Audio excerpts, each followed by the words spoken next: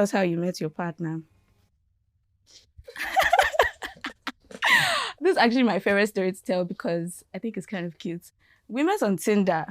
However, it was my first swipe, right? And I was on Tinder for like 22 hours, maybe. And the only reason I joined Tinder is because my sister had joined Tinder and she was like talking to a couple of people and it was kind of fun. There was nothing to do. You know, it was during Christmas time. So yeah, December in Lagos. So yeah, she just had a lot of funny stories to tell us. So I was like, me too, I want my own gist. So so I joined Tinder as well. And I wasn't there for long. And then it was like I joined in the morning and then in the evening, I was just swiping left because I was like, is this the pick of the town? Like I wasn't really feeling the vibes. And honestly, I was kind of ready to give up because I was like, shouldn't there have been at least one right swipe by now? And then there was Shion, so I swiped right and yeah. His name is Shion. It will become relevant. I wanted to give him a shout out. Anyway, yeah, so that was how we met. Okay. Talk about your first date. The first date flopped, actually.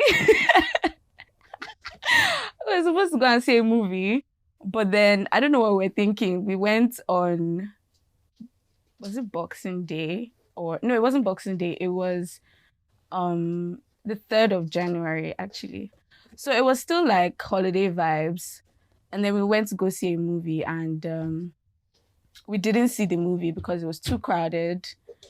So we went to ICM and then we went back to his house. I mean, okay, it was hectic because the plan was to actually meet at ICM, but then we're just kind of excited. So I went to his house first, but I was also scared because I've never met him before. And I was going to his house and I was just messaging my sisters like, this is where I am. Like everyone had my location. I was like, if I type anything that is unintelligible, just call the police immediately. I'll start coming to where I am. So I was kind of nervous. And we had like talked about the first meeting for so long. There was all this pressure and anticipation. I was so worried. I was like, what if the vibes are different in person? Yeah. And I was also scared, like, what if he's a serial killer? But, you know, I was like, if it's my time, it's my time. So we went there and then we left from his place to ICM. And yeah, that was just a mess. We ended up coming back and then we just chilled at his and we watched, I don't remember what we watched on Netflix, and we ordered food and then I went home. And then we had like a proper first date like 2 days later where we went to some barbecue place. So that was fun. How was your first how was your first kiss? Girl, I don't know. It was when I smell like shut up. It was interesting and it was good because that was my like first proper like kiss ever. Yeah, in my life. So I didn't really know what to expect, and he was aware. Like I was like, I've never kissed anybody, and he was like before we met, we're kind of just talking about everything. Like I was like, I'm kind of nervous. Like I don't know, and so yeah, it was pretty good. My mind was blown a bit, but it was the first day we met. So like we barely even like made it inside the compound. It was very cute. We kind of just hugged like, hi. And then, yeah, just went in for the kiss. It was good. It was good. It was good. That first day was actually pretty interesting because, like, when we were talking, everything happened very quickly. We were talking for like about a month, so like the whole month of December, and we couldn't see each other because he had traveled. He had gone home for Christmas. Home is not in Lagos State, so so yeah. There was a lot of anticipation, so it was intense, but it was cute. Um, when did your partner go abroad? So September, like end of September. So it's been like 8 months apart. Terrible vibes. Do not recommend. We've been together. Okay, so we've been together a total of 16 months. So basically half the time we've spent together in person, and then the other half in long distance. And yeah, it's been long distance has been stressful. I remember the last time I saw him before he left. Girl, sorrows. Sorrows, prayers. Because yeah, I cried so much. He was living in his cousin's house. So the last day I went there, I was basically just like crying the whole time. And then his cousin kept like knocking on the door, like, is everything okay? Because I was really like wailing and pouring my heart out. It was really sad. It was really, really sad. I know me about to cry. Ew. Oh my God. Do you miss him? Girl. Why would I be about to cry if I didn't miss him? I miss him like, yeah, I miss him a lot. I don't want to cry. How did you feel it might affect your relationship? Uh, I don't know. Honestly, I really didn't know what to expect. I had a lot of worries, obviously. I was worried that we might grow apart. Because I mean, when you can't like spend physical time together, things can go either way. And he was going to school as well, so there's the added like um responsibility. Like he has other things to worry about. Not like he didn't have any responsibility while he was here. He had a job, but he worked from home, so it was really easy. And I would be there while he was working to still keep him company. So that was still like spending time together. But when you're in school and you're also like several miles away, it's kind of, yeah. So I was just worried we might grow apart, or we might not talk as much, or he might be too busy. Girl. Stop. It's okay, you're allowed to cry. Jeez. Tissue, please. No, I'm not gonna cry. How's it like now? I'm pleasantly surprised, and I'm actually very grateful for how the relationship has progressed. I think we have gotten like closer because the distance like forces you to really talk about things and not just like, because like I don't know, like in person when you have issues you might just like kiss and forget about it and not like really get into the nitty-gritty of what's going on. But when like you can't even be there, like you can't soothe the situation with like physical touch and, you know,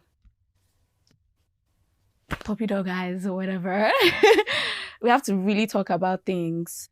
So yeah, like communication has been very important for us, and I've also learned a lot about myself. I really thought I was God's gift to mankind, honestly, before this relationship. I thought I'm perfect.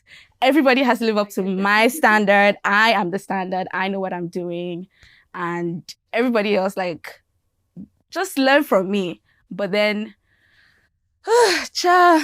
I've been like learning a lot about myself as well. So it's been good for me, at least. I think it's been good for him too, but overall, it's been an experience. Let's So put it what's that our way. love languages now and how they like? Okay, so um, his love language is physical touch. So he's going through a lot. Mine has always been like words of affirmation and acts of service. And as a big words of affirmation girly, I do like to be told that I'm doing a good job, that I'm fantastic, I'm appreciated, all those like fun stuff. So and he's always been good at that. So there hasn't actually been any issues there, even before like we met in person. That was like one of the major forms of attraction. Actually, was just so open. Like I've never been with any male figure that was super expressive. I was pleasantly surprised. I was like, wow, this is fantastic. And yeah, he was just super expressive about how he feels. Like I never have to question, doubts. Like I always know. So yeah, that's good. And acts of service, like he's really thoughtful. So he's not one of those people that think like, yeah, because we're not physically together, he can't do acts of service. There, like he's been very creative, and yeah, I'm happy with that. But yeah, he's stressed out because physical touch is his like top love language. But obviously, everyone would appreciate all the love languages, but in varying degrees. So he's had to adjust in that way. Yeah. Um, Before this, have you ever been in a long distance relationship? Before this, I've never been in any relationship. So let's start there. So yeah, I've never been in any relationship before this. This is my first. Well, I don't count anything prior to 13 years old. As we all, yeah. So yeah, this is my first relationship. I didn't really know what to expect. I didn't even know like this whole thing happened in a very like whirlwind romance type of way. Like I wasn't even expecting it, and I didn't expect to be in any type of relationship. I wasn't looking. I was not interested actually in a relationship. I was just like I've never even been in any like situationship. I've never like vibed with anybody in that way. Like I keep myself to myself. Most of the male people I've encountered have been disappointing, to be honest. Like men don't really impress me. So I've never like yeah, I never really desired to be in any kind of entanglement with anybody, honestly. So that's why it all took me by surprise, and I didn't expect to fall in love. Let alone from Tinder of all places. So yeah, took me by surprise. Um, what do you do to make it work? Honestly, it really just works on its own, to be honest. I think we are matched in a very special way. Like we really get each other. So it's not hard to consider the other person's feelings, to be communicative, to be thoughtful, to be gentle, to be kind. It's not difficult. Um, we are good for each other, I think. So it kind of just works itself out. And that's not to say that like we don't have challenges or there aren't things that might be difficult sometimes, but we're really able to talk about things most of the time. He's a much better communicator than me. And I thought I was the best at communicating. But I find it difficult sometimes to um, say exactly how I feel because I don't want to hurt the other person's feelings, especially when they've offended me and I want to say how they've offended me. I don't want to say it in a way that is like accusatory, like you did this, or you always do this. But I also want to be able to express exactly how I feel. So I overthink it a lot in my mind so that I end up just not saying anything. And then I'll be like, okay, I think I understand where they're coming from. I'll just deal with it by myself. But then obviously we're human beings. So the more you keep things in, the more likely it is to come out in a way that you don't want. So I do be keeping things in sometimes. And he knows me well enough to know like when I'm bothered by something.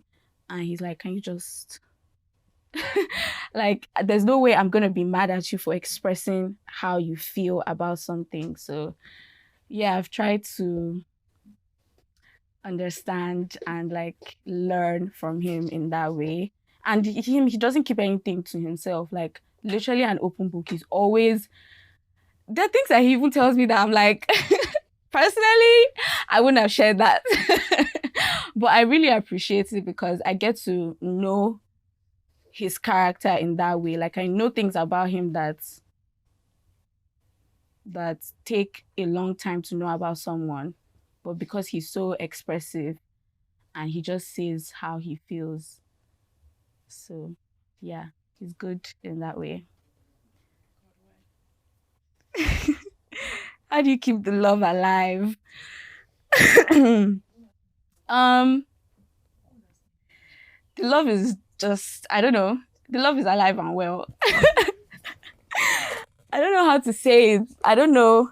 Okay, let me think about this question for a bit. How do I keep the love alive? Um, we're very. If anyone could read our messages, we would die of embarrassment because it's very like very expressive, very cringe, honestly. And I think that's the way we keep the love alive. We are very, very expressive. Like there isn't any language that we haven't used to describe how we feel about each other.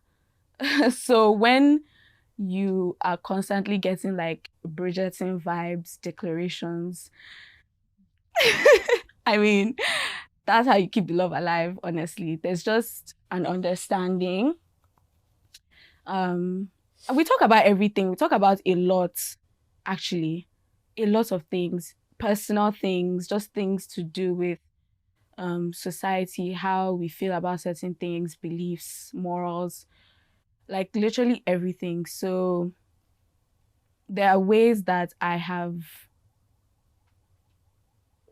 grown to love him that I could not have predicted or like imagined, because when you think about like how you envision romance, like you think about like things you see in movies, like the big stuff, someone that is patient, kind, blah blah blah. But then like there's other things about the way they see you or the way they like think about other people or the way they handle difficult situations that builds or like it just shows like a different side to the person that you never thought you would see, and like you just feel your heart growing. And yeah, it's yeah, so he surprises me a lot um in yeah, he just surprises me, and I think I surprise him too. So yeah, we always keep each other on each other's toes. So that's how we keep the love alive, by talking, by making sure the other person knows exactly how we feel all the time, like all day, every day. Yeah. Um, do you think the long distance relationship works because you are who you are and your partner is who he is? 100%. I don't know how it would have worked with any other person, and I don't know how it would have worked if I was any other person. So the way that we are able to manage this situation is definitely because of the type of person he is and the type of person I am. He's, like I said before, he's very open and very communicative. There's like literally nothing we don't talk about.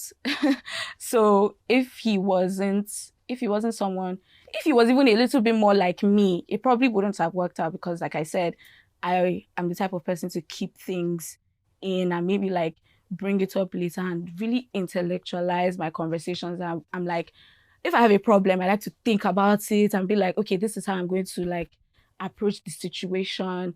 Agenda 1, 2, 3, 4. And like he's kind of more just like he just goes with the flow, he's freer. And he just talks about like he brings things up instantly. So that's something I'm learning from him.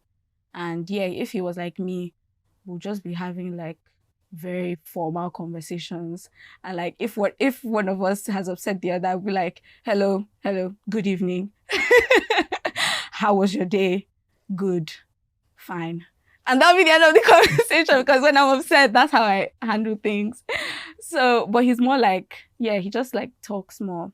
And yeah. What will the next 3 years look like for you and him? 3 years. What year are we in? 2023. It's 2026. Mm. Marriage. Girl, I want to be married. Do you know how wild that is for me to say? Like, if you know me, you would know that my desire to get married is completely foreign, alien, even. Like, anybody that knows me is like, girl, my mom has been telling me, even like before now, she would like say stuff like, can't wait for you guys to find the right man. But I'm like, girl, you're gonna have to wait. Because I don't know about that. I don't know about that. But yeah, like for me to actually be desiring marriage, it's crazy. I don't know how we got here. Honestly, I don't know who this is. I don't know what happened. But here we are. Yeah, yeah. Even if I don't know, like I just want to be in the same place, Sha. I want to be in the same place and like spend time with him and just like live life together, even if it's not in a marriage situation. I just want to spend time with him and just be there together all the time. Okay, send a message to him. Oh my god. Okay, keep shout out. You're actually really in love. Oh my god, you've blushed like 10 times. Girl, I'm trying my best to keep it together. But shout out to you, boo. Yeah, I don't know what to say right now because I feel very put on the spot and this is awkward. But yeah, I mean, you know what it is. You know what it is.